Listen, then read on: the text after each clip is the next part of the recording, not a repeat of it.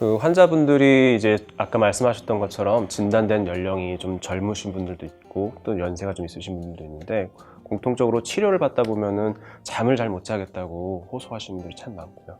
또 때로는 같이 이야기를 하고 일상생활 하던 중에 이렇게 땀이 많이 나가지고 힘들어한다고 하시는 분들도 있는데, 알고 계시다시피 이제 항호르몬제를 먹고 있는 경우다 보니까 산부인과 쪽보다는 이제 다른 쪽 치료를 더 안내를 해야 돼서 정신과 쪽으로 안내를 해드려야 되는 경우들이 많이 있는 것 같습니다. 혹시 그런 경우에 환자분들이 소개를 안내를 해드려서 이렇게 정신과 쪽으로 방문하시게 되면은 어떤 식으로 설명해 주시고 어떻게 진료를 하고 계신지 간단하게 좀 설명 부탁드리겠습니다. 항호르몬제 복용하시면서 우울해지거나 잠 못 주무시거나 이런 경우들이 많이 있는데요. 그런데 일단은 전에는 괜찮았는데 이거 먹은 다음부터 그렇다라고 하면 그 항호르몬제가 우울이라든가 불면이라든가 이런 거를 유발할 수 있는 약이라서 이런 게 생길 수가 있다라고 설명을 드리고, 그러면 이게 약 때문이구나 라고 생각을 하시고, 또 약을 평생 드시는 건 아니니까 요 기간만 조금 고생하면 되나 생각하시기도 하고요. 이게 또 내가 뭐 약해서 아니면 의지가 부족해서 마인드 컨트롤 못해서 우울한 건가 이런 생각을 하시는 거에 대해서도 좀 죄책감을 덜으시는 경우들도 있는 것 같아요. 근데 처음에 좀 그러다가 괜찮아졌어요 하시는 경우 같으면 그냥 지켜봐도 될 것 같은데, 이게 일상생활에 지장을 줄 정도로 의욕이 떨어지고 이제 할 일을 하려면 무지 애를 써야 간신히 되고 이런 정도면 우울증 치료가 같이 들어가는 게 필요할 수가 있겠고요. 그럴 때는 이제 우울제 처방이라든가 이런 약물 치료가 도움이 되실 수가 있고, 또 항호르몬제, 타모시페 같은 경우에는 같이 복용하면 안 되는 항우울제도 있긴 있어서 그런 약물 상호작용 고려해서 약을 처방하시면 우울증상도 호전이 될 수가 있고요. 또 말씀하신 것처럼 밤에 땀이 너무 나서 자다가 옷을 갈아입어야 될 정도다 이런 분들이라든가, 너무 달아오르고 더워서 생활하기 불편하다 하시는 분들 같은 경우에는 이런 갱년기 증상도 우울증 약이 조금 덜어주는 효과를 보이는 경우들도 있어서, 저는 겸사겸사로 도움 받으실 수 있으니까 좀 치료를 해보자라고 설명을 드리면 이제 본인이 힘든 것도 있으니까 좀 도움을 받아보고 싶어하는 경우들로 설득이 되는 경우가 많은 것 같습니다. 실제 진료를 하다 보면은 지금 말씀하셨던 것처럼 필요하다고 판단해서 적극적으로 환자에게 권유를 하는데, 실제 거부하는 건 아니지만 정신과라는 이런 과에 방문하는 거에 대해서 부담을 많이 가지고 계신 것 같아요. 혹시 그런 부분에 대해서는 어떻게 조금 더 안내하면 좋을지. 우리나라는 이 정신과에 대한 편견이 꽤 있어서 정신과를 가라는 거는 내가 정신이 이상하다는 거냐 이제 이렇게 반응하시는 경우들도 있으시고, 이제 내가 그 정도로 정신이 이상하진 않다라고 하시기도 하고, 혹시 정신과 약 먹으면 못 끊는다던데, 중독된다던데, 아니면 그 약 먹으면 사람이 멍해지고 하루 종일 잠만 잔다던데 그런 거 먹기 싫다 이렇게 편견을 갖고 계신 경우들이 많은데, 요새는 그래도 많이 인식이 좀 좋아져서 내가 마음이 좀 괴롭고 어디 얘기를 좀 해야 될 곳이 필요하거나 이래도 오시는 경우들도 많으시고요. 제 생각에는 환자분들한테 치료받으면서 마음이 괴로울 수가 있는데, 그럴 때 도움을 받으시면 지금 이 힘든 과정을 조금 더 수월하게 넘어가시는 경우들이 많다, 다른 환자분들도 도움을 많이 받으셨다 라고 설명을 해주시면 조금 더 좋지 않을까 싶고요. 약에 대해서도 만약에 뭔가 불편한 작용이 생기는 약이 있으면 그런 것도 꼭 그 약만 있는 건 아니니까 필요하면 상의해서 약을 바꿔 쓸 수도 있다. 유방암을 보는 이제 의사들이 어떻게 보면 환자한테 되게 관심이 많아야 될 것 같아요.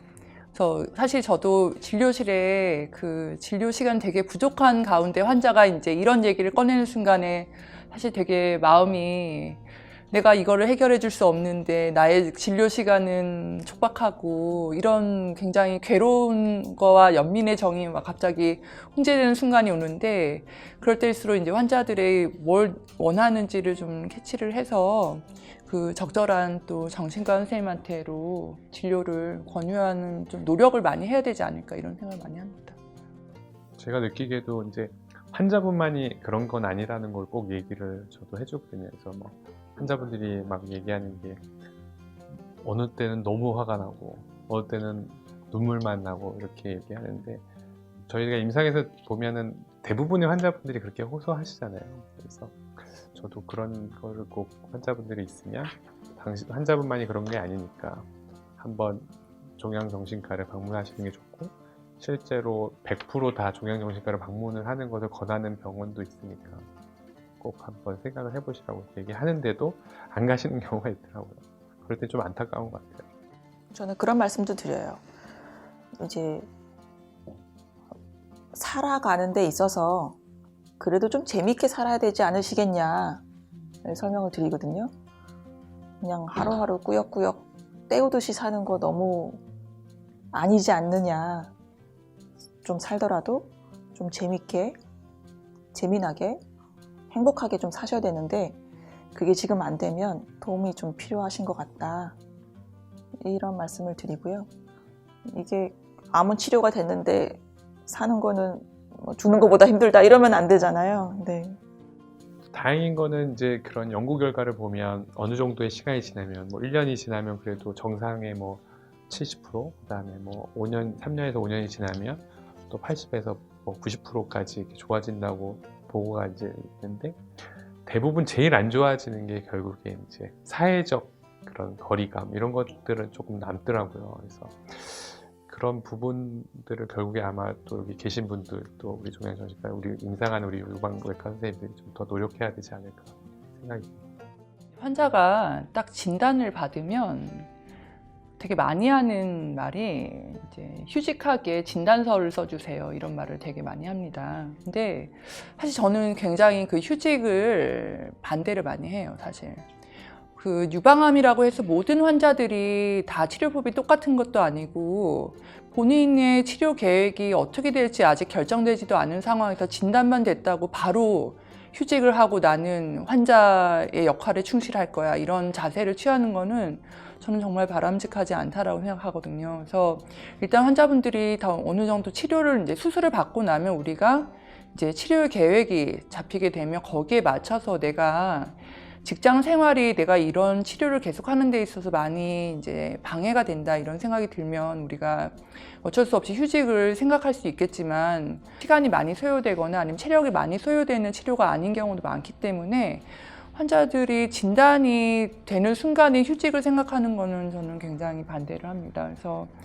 일단은 치료 계획이 세운 다음에 그리고 이제 나중에 치료를 받은 다음에 내가 다시 직장에 복귀할 수 있을 때는 가급적 빠르게 좀 직장에 복귀해서 그런 사회적으로 단절된 거로부터 복귀를 하는 것이 훨씬 정신 건강에도 훨씬 좋다라고 생각이 들고 그리고 실제로 이제 개인에 따라서 좀 그 본인의 체력이 좀 차이가 있을 수는 있겠지만 그 본인 체력이 좀에 비해서 뭐 직장 생활에 일이 많다 그러면 좀 그 일을 줄이는 방향으로 하더라도 그렇게 해서 가급적 빠른 시일 내에 직장에 복귀를 하든지 사회에 복귀하는 것이 훨씬 환자분들 정신 건강에 예후에도 좋을 것 같다고 생각이 듭니다.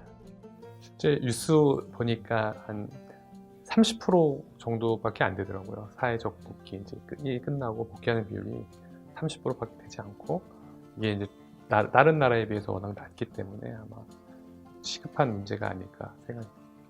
제일 중요한 거는 그만두지 않으시는 게 중요한 것 같아요. 네.